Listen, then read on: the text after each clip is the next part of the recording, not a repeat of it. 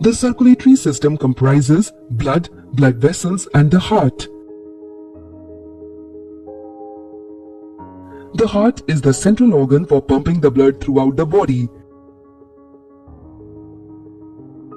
Heart is made up of strong cardiac muscles.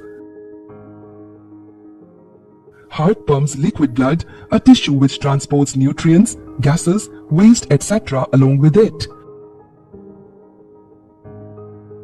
The right upper atrium receives deoxygenated blood from whole body, which is pumped into right ventricle below, and it sends the blood to lungs for oxygenation via pulmonary artery.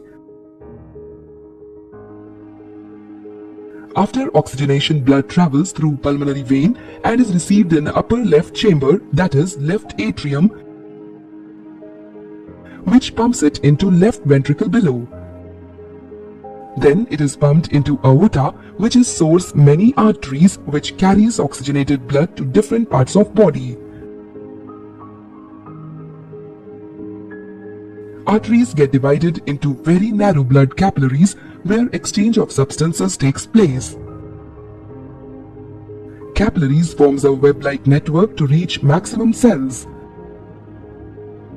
Capillaries join together to form veins. Isn't it a sophisticated system?